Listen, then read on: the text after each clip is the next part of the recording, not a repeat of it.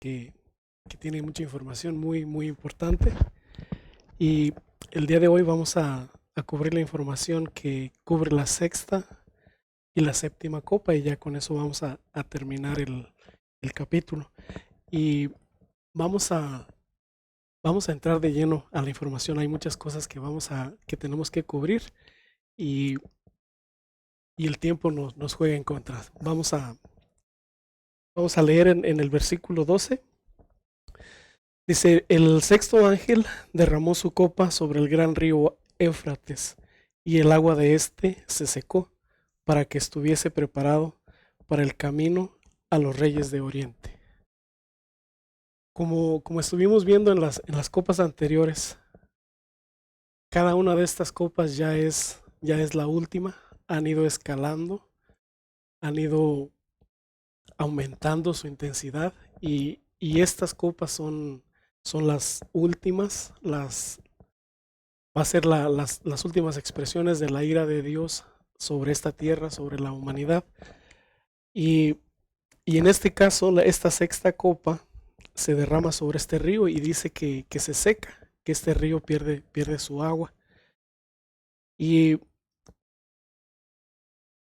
vamos a ver qué es lo que significa, qué es lo que representa que se seque, pero antes de entrar a eso, vamos a ver lo que representa este río. Este río Éufrates es uno de los ríos más antiguos, se menciona en el libro de Génesis, que era uno de los que cruzaban y regaban el río del Edén, o sea que es tan antiguo como la creación misma.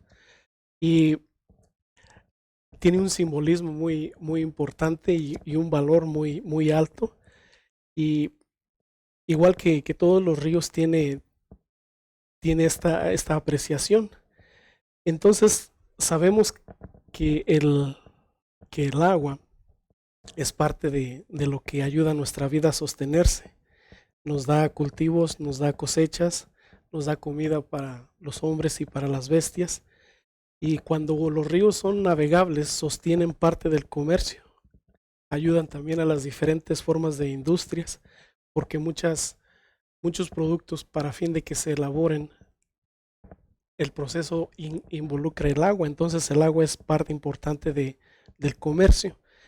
Y cuando los ríos son lo suficientemente hondos que los barcos pueden usarlos, sostienen también lo que es el transporte y funcionan en una forma como si fueran carreteras, como si fueran venas que transportan lo que sostiene a las sociedades. Otra cosa que también es muy importante que representan es una barrera, es una protección, un obstáculo. Y algunos ríos, especialmente si son navegables, son profundos. Y esto representa un obstáculo grande si eres un soldado que está a punto de tomar una ciudad y hay un río. Y si no sabes nadar es especialmente difícil pasar ese obstáculo, porque todo el como en ese tiempo las batallas se libraban con su espada, con su escudo, con su lanza y con todas las demás cosas que cargaban. Todo eso pesa bastante y en el agua, para transportar todo eso, era una barrera muy difícil de franquear. Entonces, este, este hecho de que es una barrera nos ayuda a que entendamos cómo este río fue usado como protección para la ciudad de Babilonia. En la imagen que tenemos, es una imagen que se dibujó basada en la información de los historiadores, de cómo el río Éufrates dividía la ciudad. Algo que también hicieron fue que tenían murallas y al lado de las murallas tenían estos fosos que se llenaron con agua y eran parte de lo que ayudaba a proteger esa ciudad. Entonces, con esta abundante agua les ayudaba bastante para proteger su ciudad. Y este era el orgullo de Nabucodonosor, por causa de esta ciudad fue que Dios lo condenó a 7 años a vivir como un animal en el monte. Y, y por eso este río era usado para defender, para proteger a la ciudad.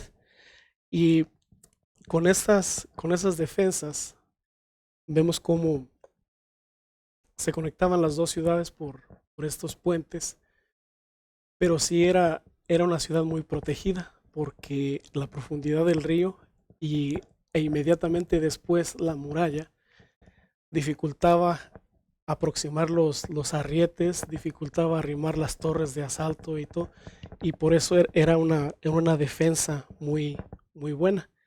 Y esto es lo que les daba mucha seguridad a ellos. Y el hecho de que el Señor mencione aquí que se va a secar o que se seca el río, es que esa protección que les da se va a perder y va a ser más fácil poder tomar esta ciudad. El hecho de que se seque es de que va a facilitar la entrada a los enemigos. Y esto es en cierta forma también una figura que el Señor toma de cómo al secar los ríos o al quitar esos obstáculos, Él está facilitando las cosas.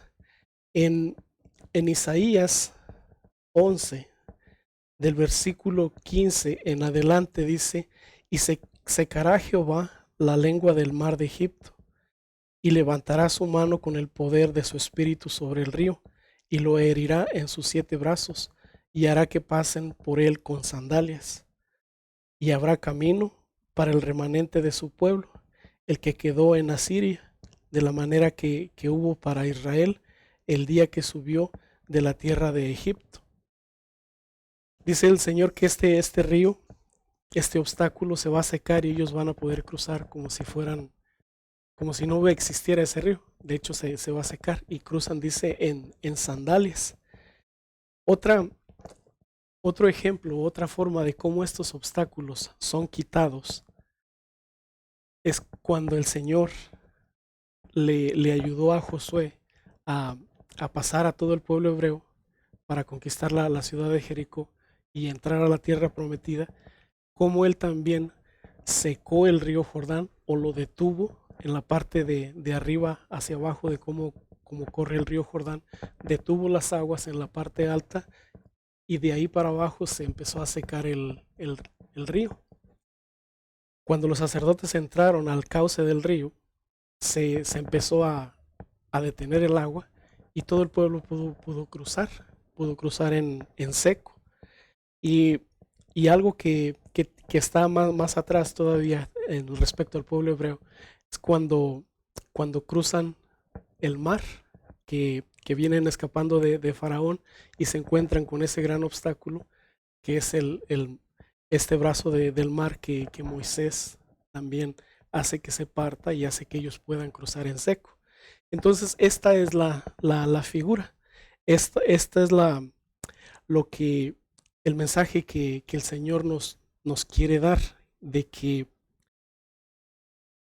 en los obstáculos más infranqueables, en los obstáculos más difíciles, que así como el Señor liberó a su pueblo de Faraón, así como ayudó a Josué a tomar la tierra prometida, así como ayudó y guió a Ciro a que conquistara Babilonia, así es como él dice que en este río va a ser secado o que los obstáculos son quitados y, y vemos el resultado de lo que él nos da, su protección, su ayuda y especialmente en esos momentos difíciles de más, para nosotros, de más quebranto, de más dificultad. Y el Señor está ahí para secar esos ríos, para protegernos, para ayudarnos, para hacernos las cosas más fáciles. Y en este aspecto, lo que el Señor quiere que rescatemos es eso, que Él va a estar ahí. En este caso menciona que estos reyes de Oriente que van a ayudar, a lo que es a la lucha del Señor. Y, y así es como el Señor quiere que entendamos este mensaje, esta figura que Él usa, de que este río se va a secar, de que estas dificultades se van a quitar y vamos nosotros a poder avanzar. Avanzamos al versículo 13 y dice, y vi salir de la boca del dragón y de la boca de la bestia y de la boca del falso profeta 3 espíritus inmundos a manera de ranas. En este versículo se está mencionando la Trinidad del mal.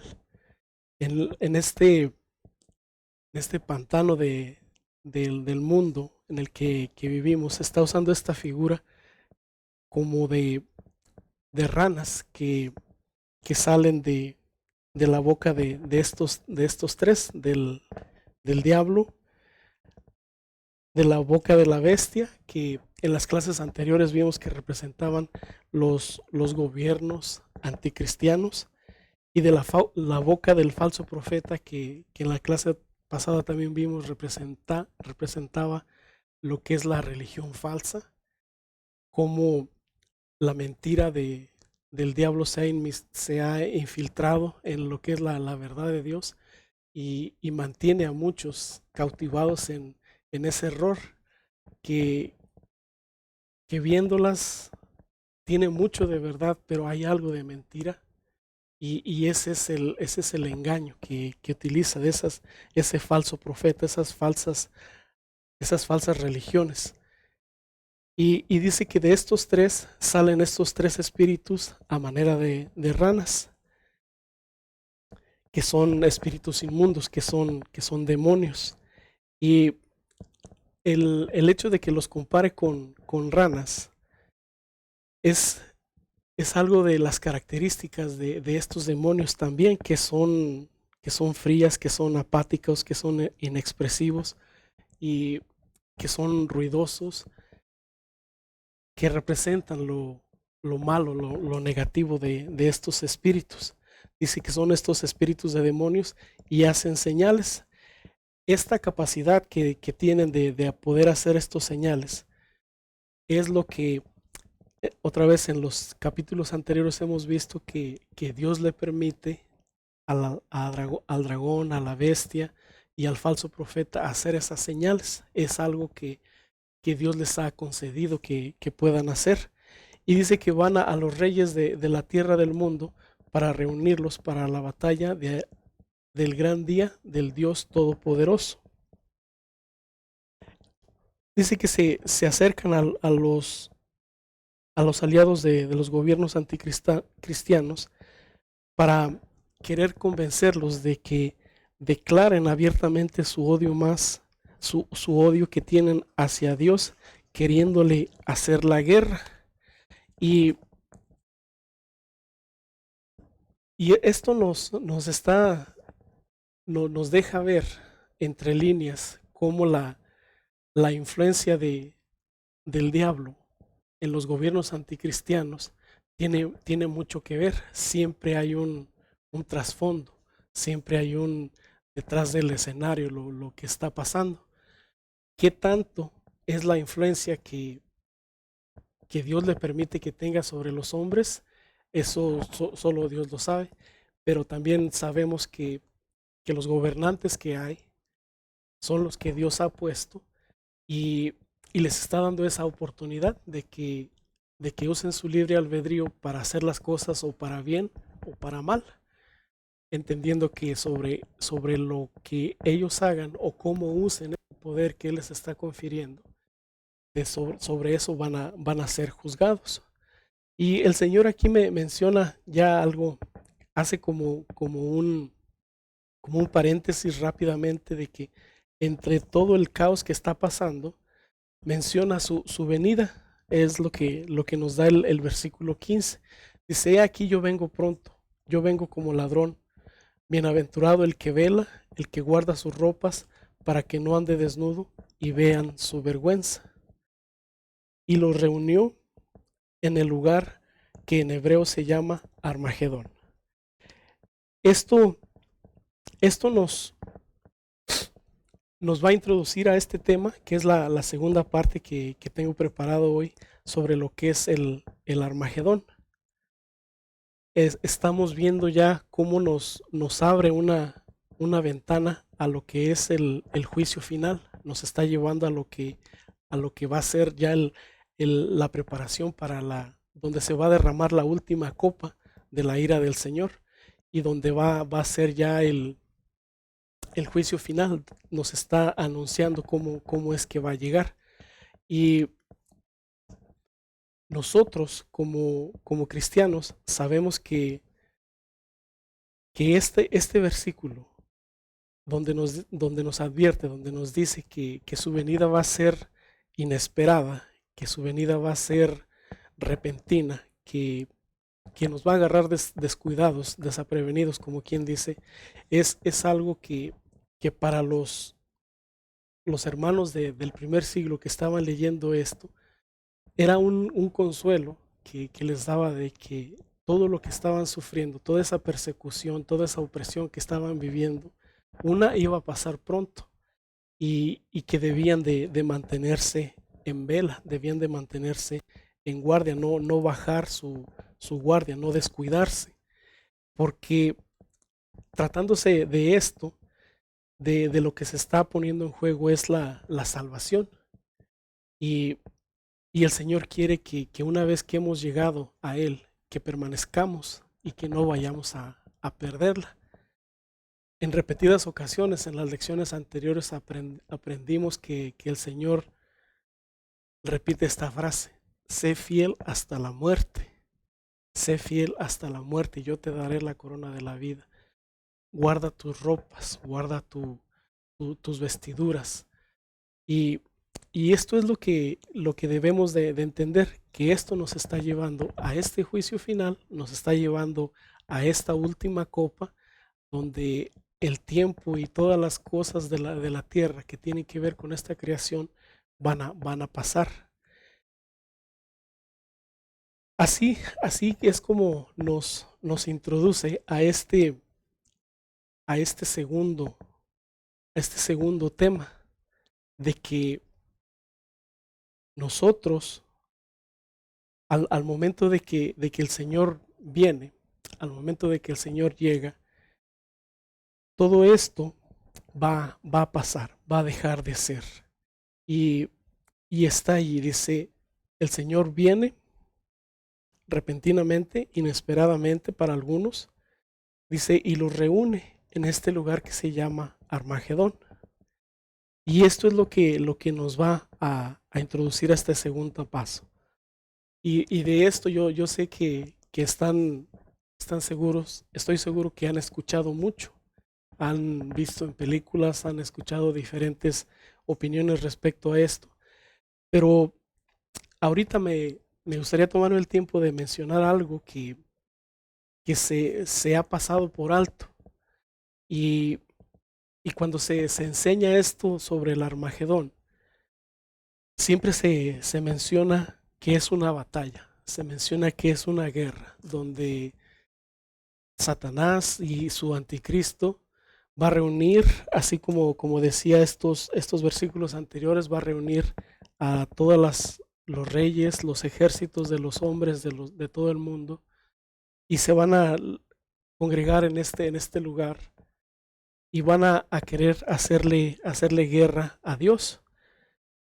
Pero como vamos a ver en el desarrollo de esta clase, vamos a ver en el desarrollo de estos versículos, se, se juntan y es su intención, según ellos, hacerle guerra a Dios. Que, que para mí esto es algo muy osado, querer, querer enfrentar o querer ponerte a hacerle guerra a Dios. Yo pienso que quien se pone en esta postura desconoce completamente su posición y está actuando fuera de lugar. Porque una de las cosas primeras es que están ignorando que Dios es su creador, que Dios es el que les ha dado el ser y la existencia, que están de pie en una tierra que es de Dios, que están respirando, que están viviendo, que están disfrutando de un cuerpo, todo obra de este Dios, y ahora se quieren rebelar contra Él. Entonces es algo que para mí me resulta muy osado pensar, muy osado entender que se quiera hacer de esta manera. Esta palabra de Armagedón es la primera vez que se menciona. Nunca antes se había mencionado. Se dice que tiene el significado que es monte de Megido, y lo que el monte de Megido significa es montaña de asamblea de tropas. Esto lo relaciona bastante con estas batallas que dicen que va a tener, que se van a tener contra el anticristo, que el anticristo va a tener contra el Señor. Pero es algo que les digo bastante osado, y supuestamente este es el lugar donde va a ser esta batalla final de Dios y el diablo, o de las fuerzas de Dios y las fuerzas del diablo. Pero vamos a leer esto, vamos a analizar un poquito más. Y como lo mencionamos anteriormente, el Armagedón está asociado con la segunda venida del Señor. Y por lo que hemos estudiado en las clases anteriores, cuando el Señor Jesús viene nuevamente, cuando Él, cuando su trompeta final es, se suena, y, y se va a escuchar en todo el mundo, porque dice el apóstol Pablo que todo ojo le verá. La única forma en la que yo puedo entender que todo esto va a pasar es porque ya no vamos a estar sujetos a este cuerpo, ya no vamos a estar sujetos a la materia. Y cuando dice que vamos a ver que Él viene, que vamos a escuchar su trompeta, que los muertos en Cristo van a resucitar primero, que los vivos, nuestros cuerpos, quienes estemos todavía para ese tiempo, van a ser transformados de manera espiritual.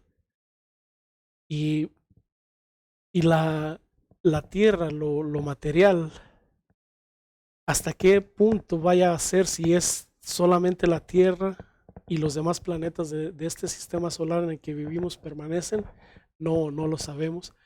Pero hasta qué punto va a abarcar en el universo, no tenemos esa información, pero sí dice que nuestra Tierra va a ser deshecha.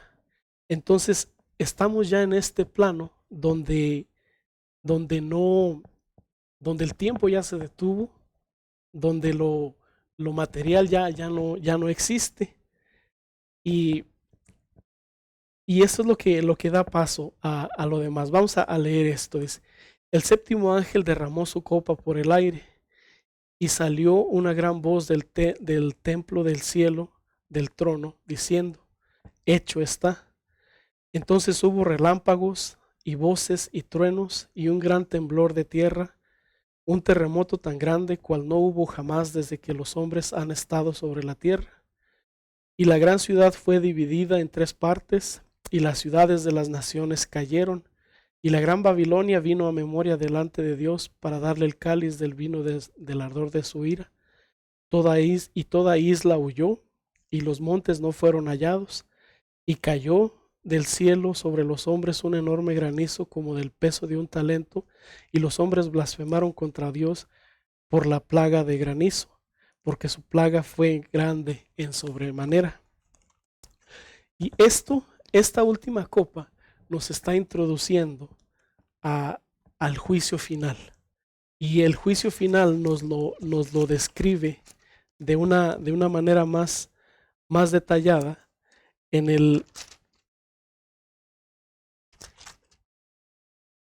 en el capítulo 20, del versículo 11 en adelante. Dice, y vi un gran trono blanco y al que estaba sentado en él, delante del cual huyeron la tierra y el cielo, y ningún lugar se encontró para ellos. Y vi a los muertos, grandes y pequeños, de pie ante Dios, y los libros fueron abiertos, y el otro libro fue abierto, el cual es el libro de la vida, y fueron juzgados los muertos por las cosas que estaban escritas en los libros según sus obras. Entonces, si esta última copa nos introduce a lo que es el juicio final, porque ya es lo último que va a pasar en esta tierra, y en ambos textos tenemos que lo que es la tierra, dice en el versículo 20 del capítulo 16, dice, toda isla huyó y los montes no fueron hallados, y cayó del cielo sobre los hombres un enorme granizo. Y, y en este otro capítulo, del capítulo 20, dice, y vi el gran trono blanco y al que estaba sentado en él, delante del cual huyeron la tierra y el cielo, y ningún lugar se encontró para ellos. Entonces, al momento de que el Señor viene, todo esto físico termina de ser. Todo este físico es deshecho, es destruido. Y cuando el Señor hace el sonido de la trompeta y vemos que Él aparece, nuestros cuerpos son transformados, manda a sus ángeles que traigan a todos, y ese lugar en donde está el trono del Señor, donde los reúne, ese lugar es Armagedón. Ese lugar donde Juan dice, y vi a los muertos grandes y pequeños de pie delante de Dios, y los libros fueron abiertos. Entonces, ese lugar en donde el Señor los reúne a su llegada y en el momento de su transformación, cuando Él va a empezar ya su juicio final, ese lugar frente a su trono, ese lugar ya espiritual, ya fuera de tiempo y fuera de espacio, ese lugar es Armagedón, es un lugar espiritual, y, y no hay batalla, no hay guerra, porque cuando supuestamente la maldad de los espíritus y de los hombres, que dice que se estaban confabulando para hacerle guerra a Dios, supuestamente tienen sus armas apuntadas al cielo, sus armas apuntadas a Dios, preparadas para atacarle. Pero toda esta transformación empieza a ocurrir. Sus cuerpos son transformados, porque la transformación es para justos y para pecadores, porque ya es la antesala del juicio final. Y, y esta guerra no tiene lugar. Cuando el Señor dice, hecho está, es porque ya se acabó todo y no hay lugar para esa batalla, porque cuando el Señor llega, destruye todo. A lo mejor sí es su intención, a lo mejor sí es lo que quieren hacer, pelear contra Él, porque desconocen su lugar y su condición.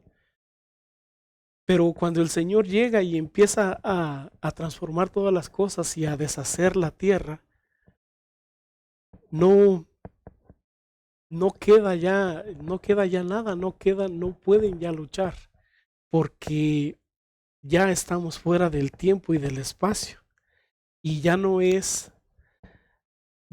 tiempo para lo que el hombre quiera hacer, porque en ese momento ya es lo que Dios quiere, ya el momento de la paciencia, el momento de la espera, el momento de la gracia, el momento de la tolerancia, todo eso ya pasó, todo eso ya dejó de ser.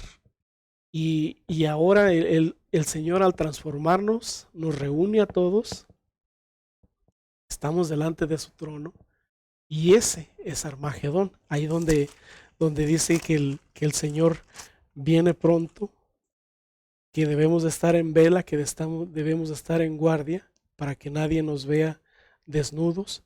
Y no es precisamente esta ropa, el algodón o la seda que podamos traer, sino que es nuestra vestidura espiritual que Él nos da. A los cristianos, esas vestiduras que nos da cuando nos bautizamos, que están limpias, que debemos de mantenerlas limpias. Y a los que no son cristianos, su cuerpo espiritual ya no, ya su libre albedrío de querer aceptar o no querer aceptar, ya no es aplicable, todo eso está cancelado. Ahora ya es lo que Dios quiere.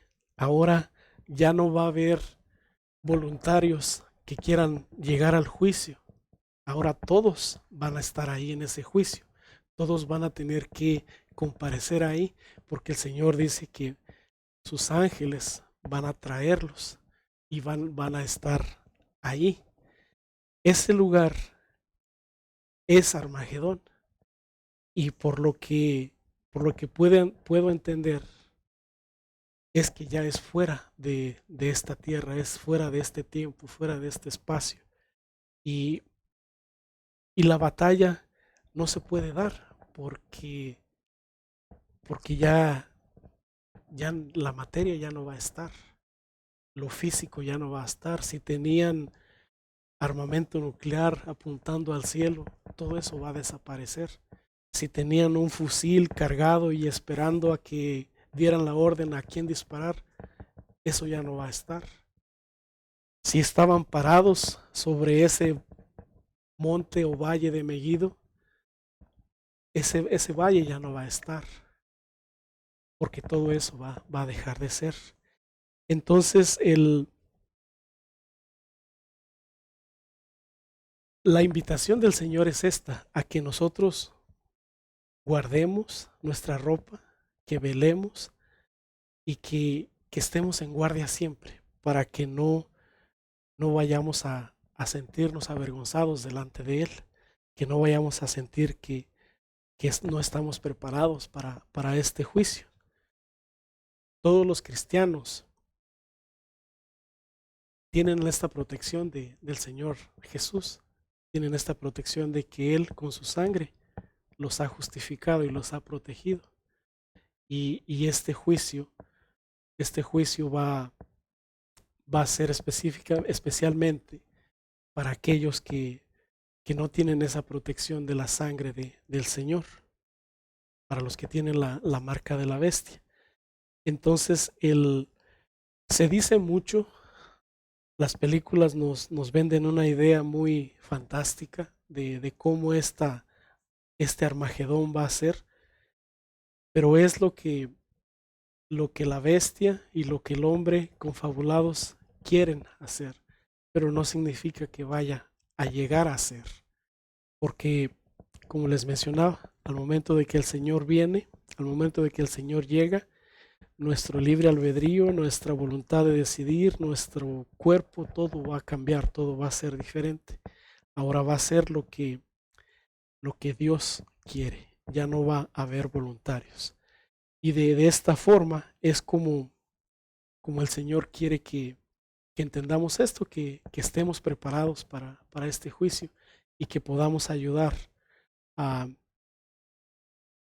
cuantas más personas podamos, amigos, compañeros de trabajo, familiares, a que puedan entender la realidad de este aviso, la realidad de esta enseñanza y que podamos ayudarles a que estén también ellos juntamente con nosotros preparados para este día.